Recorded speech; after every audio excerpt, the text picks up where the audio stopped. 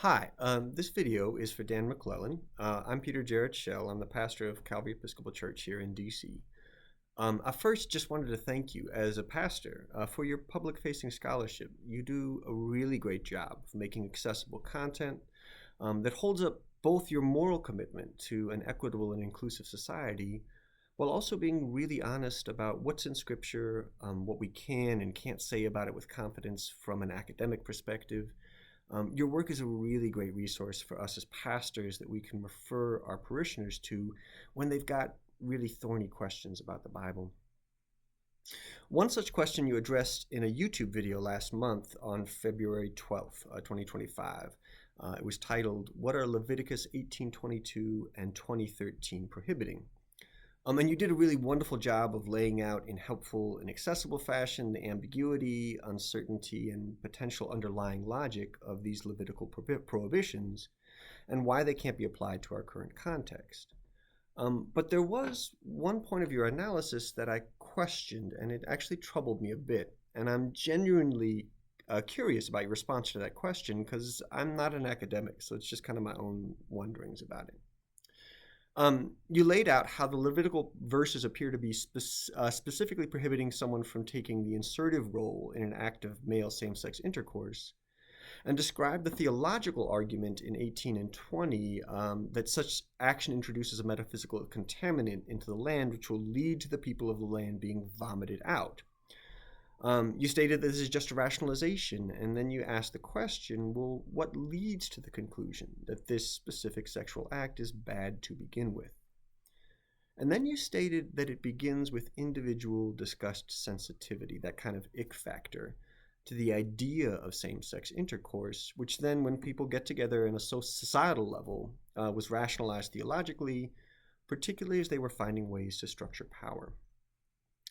And it was your assertion that this whole process begins with individual disgust sensitivity that I questioned. I think there are both evidentiary and moral reasons to question that hypothesis. You cited 3 studies regarding the correlation between disgust sensitivity and negative attitudes towards homosexuality. 2009, disgust sensitivity predicts intuitive disapproval of gays. 2019, association between disgust sensitivity and negative attitudes towards homosexuality and the mediating role of moral foundations. And 2021, heteronormativity, disgust sensitivity, and hostile attitudes towards gay men, potential mechanisms to maintain social hierarchies. I really appreciated you providing the citations. Those articles are all freely available on the interwebs, and I've read them in full now. To my lay understanding, these studies all establish correlation between disgust sensitivity and negative attitudes towards homosexuality, but not a causative link, which, if I understood your argument correctly, that's what you were implying. I also noticed that these studies measured general disgust sensitivity, noting that there were many categories of things that can trigger our disgust response. And the 2009 study mentioned that they specifically did not evaluate their subjects' sexual disgust sensitivity, so as to maintain the study's dependent and independent variables separate. That distinction between general disgust sensitivity and the specific triggers for our individual disgust response seems important, because certainly some of our disgust responses we learn through personal experience or cultural conditioning.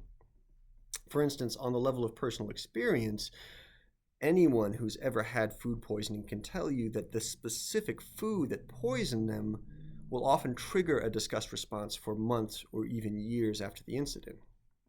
And on that cultural conditioning level, we can think about the fact that many Westerners find the idea of eating insects disgusting, whereas many cultures around the world, there are specific insects that they commonly eat without disgust. But we do also seem to have some disgust responses that look hardwired or inherent, and these likely evolved to protect us from biological pathogens. Revulsion to the smell of severely rotten meat protects us from eating that meat, and then potentially picking up all kinds of harmful parasites. The 2019 study that you cited specifically mentions this idea. So we've got learned disgust responses and inherent ones. And when you suggested that disgust sensitivity to the idea of same-sex intercourse is where these prohibitions against same-sex intercourse begin, you condition your audience to consider that revulsion to the idea of same-sex intercourse is an inherent thing, because you've placed it as an initial cause for the prohibitions that follow. And you further strengthen that perception by repeatedly using the word intuitive to describe that disgust response. In general, in English, when we describe something as intuitive, we're talking usually about a response that's inherent and not learned. And the moral question I have about the argument you're making is that when we think of something as inherent, we slide very quickly towards thinking that it's natural and therefore, in some sense, good. So if you take it from an evolutionary perspective, we'd have to assert that there was some kind of survival pressure towards finding same-sex intercourse disgusting, which in turn would suggest that that particular disgust response benefits the survival of our species. Or if you're looking at it from a creationist perspective, you'd have to assert that God put that aversion to the idea of same-sex intercourse into us. And either way, that assertion that the disgust sensitivity to same-sex intercourse is intuitive would make it really difficult to argue morally that it's something we should get over, and certainly not something on which we should base policies and, cultural practices. Now, to be clear, I don't think you actually meant to imply that at all. But it was the inference that I made, and I really doubt that I was alone in that. The argument tended to get your audience to make that inference. So personally, I wonder, and I'm just wondering whether you've got the order of explanation backwards. I wonder if that disgust response to the idea of same-sex intercourse is actually learned and culturally conditioned as part of the mechanism for maintaining heteronormative structures. And I will note that the 2021 study that you cited makes that point explicitly. In which case, it seems likely that the Levitical prohibitions aren't a product of the disgust sensitivity to same-sex intercourse, but rather part of the project that instills that sensitivity to begin with. Now, we'd still be left with the question, how did this whole thing start? Why would the ancient Israelites decide that it's important to instill disgust sensitivity to the idea of same-sex intercourse? And I wonder if it's actually part of a project of justifying the colonization, displacement, and genocide of the Canaanites. You mentioned in your argument these sort of two vomiting discourses that come at the end of chapter 18 and 20 after we get this whole laundry list of prohibitions against various kinds of sexual contact. And you had the idea that these practices instill this kind of metaphysical taint in the land that then causes the land to vomit out the people.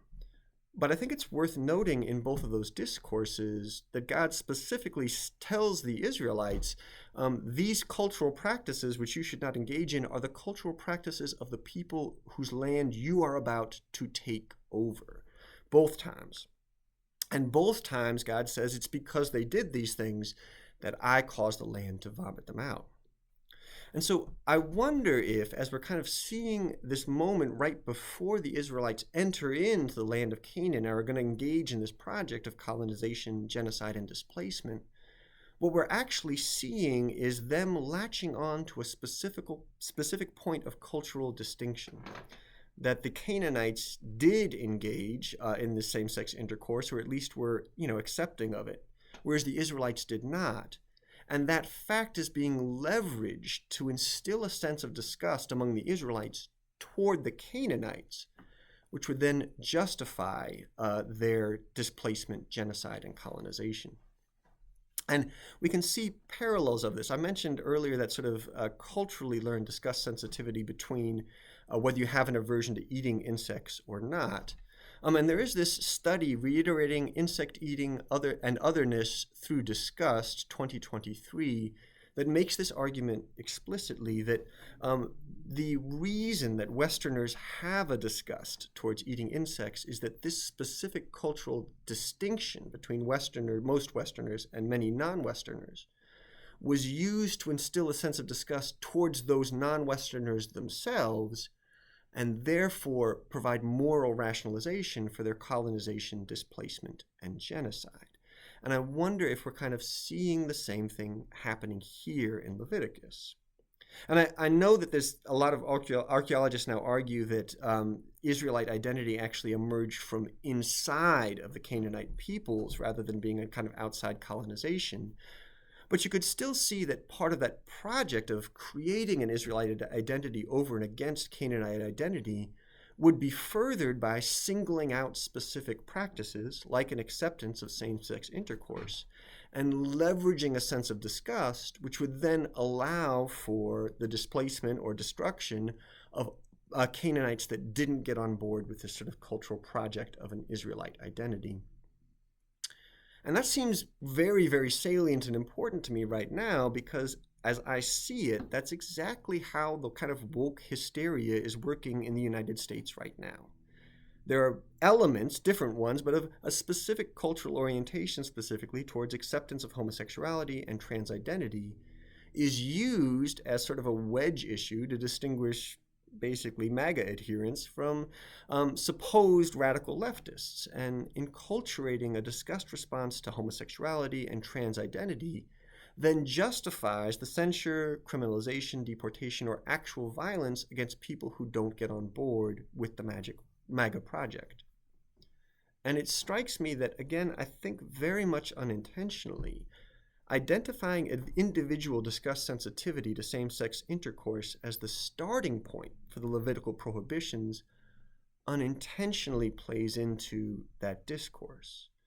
And so, again, I wonder if instead, when based on those final verses in 18 and 20, that these prohibitions actually emerge as leverage points to justify a project of nationalistic genocide and displacement. And again, I'm really, really thankful in general for the video you posted and all of your content in this one as well. And I did share it with a lot of colleagues and friends. And it just wondered if on that particular point you missed the mark. And because I'm not an academic or scholar, and I know just reading things that you can get your head twisted in a bunch of different ways, I would be interested for your thoughts or perspective about that. Thank you.